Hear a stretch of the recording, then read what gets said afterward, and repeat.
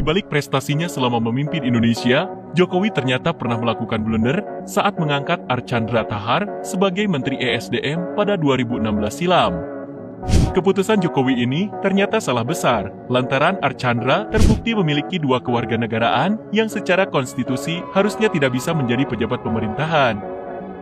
Akibatnya baru 20 hari menjabat, ia pun dipecat dari jabatannya dan menjadi menteri dengan masa bakti terpendek yang pernah ada. Pernah jadi anak emas Presiden Jokowi, lalu seperti apa nasib dan kabar Archandra usai dipecat secara tidak terhormat dari jabatannya? Berikut 7 fakta karir, prestasi, hingga kontroversi si jenius Archandra Thakar yang bikin geger publik tanah air. Mari simak videonya. Namun sebelum ke videonya, mari klik subscribe-nya dan nyalakan notifikasinya. Masa kecil. Dilahirkan di Kota Padang, Sumatera Barat pada 10 Oktober 1970, anak ke-7 dari 8 bersaudara, buah cinta pasangan Taharudin dan Juraida ini, di masa kecilnya hidup dengan penuh perjuangan.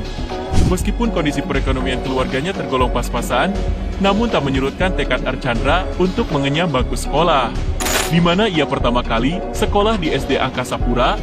Setelah itu ia melanjutkan pendidikan ke SMP Negeri 13 Padang dan lulus pada tahun 1986. Tak puas dengan ilmu yang ia dapatkan, Archandra melanjutkan studi ke SMA Negeri 2 Padang. Di sini ia dikenal sebagai murid kesayangan para guru, karena selain taat beribadah dan tak banyak tingkah, ia juga dikenal sebagai murid yang cerdas dan menonjol dalam hal pelajaran fisika dan sejenisnya. Masa kuliah. Setelah lulus SMA pada 1989, Archandra mencoba mengubah jalan hidupnya dengan berkuliah ke pulau seberang, yakni di Institut Teknologi Bandung dengan mengambil jurusan teknik mesin. Pada tahun 1994, ia meraih gelar S1 dan bekerja di perusahaan konsultan finance yang berlokasi di Jakarta, yakni Andersen Consulting. 2 tahun berselang, ia mendapat beasiswa S2 di Texas A&M University of America, jurusan teknik lautan dari PT Timah. Kesempatan itu tak disia-siakannya. Ia pun meraih gelar master dan sempat ingin pulang ke Indonesia untuk bekerja di PT Timah. Namun perusahaan ini saat itu sedang mengalami krisis. Archandra pun gagal pulang kampung dan memilih melanjutkan S3-nya di universitas dan jurusan yang sama dan meraih gelar Doctor of Philosophy pada tahun 2001.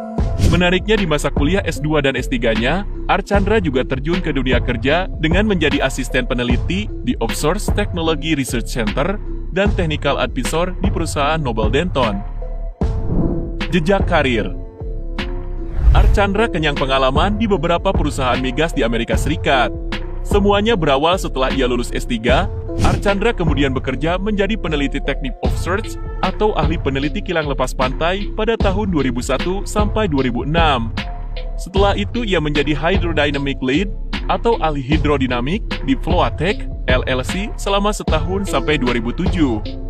Lalu ia beralih lagi menjadi prinsipal dan presiden Asia Pacific AGR Deepwater Development System pada 2007 sampai 2009.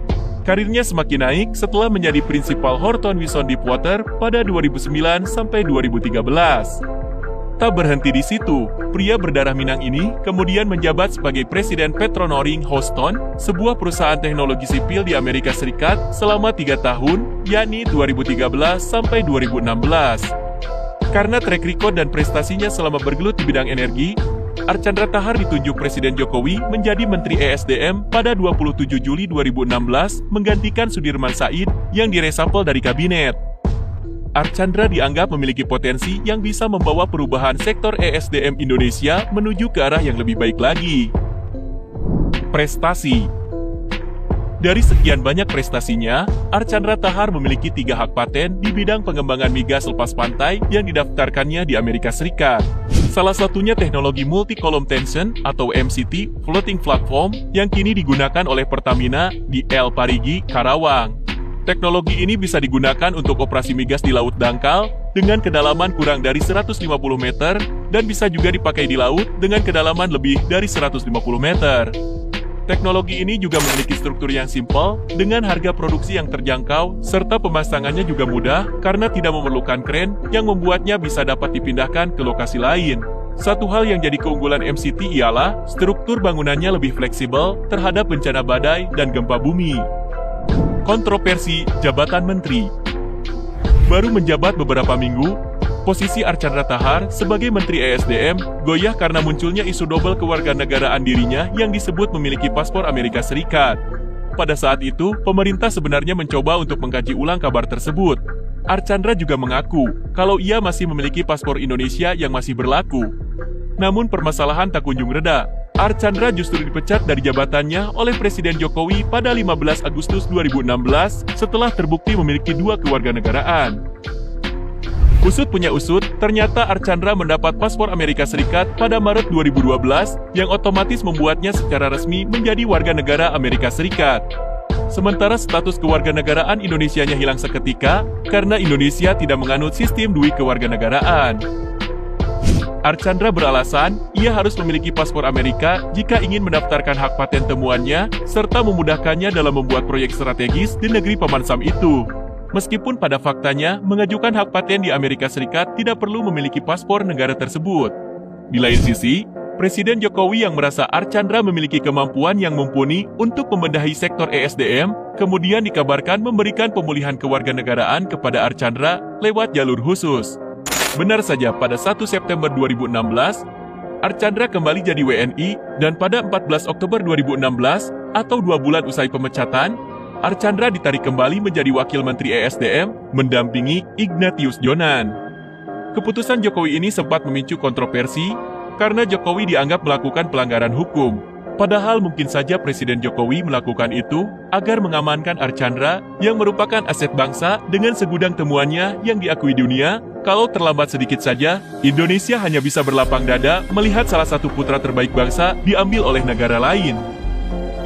Kisah asmara. Archandra Tahar menikah pada tahun 2000. Ia mempersunting gadis Minang bernama Pauline Y. Tahar.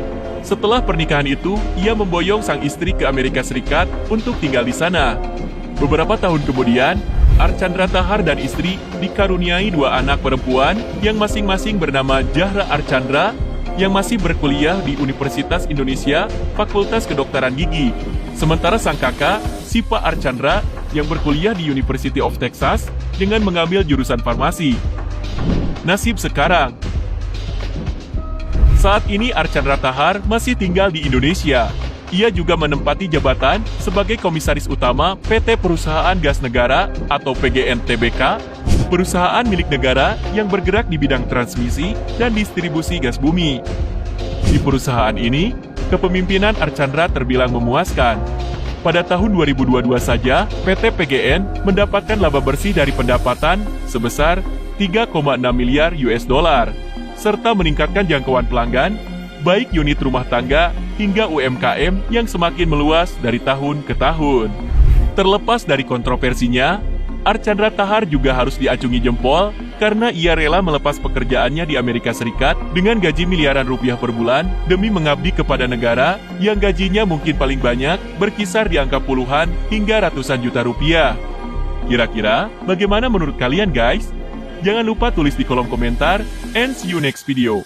Bye-bye!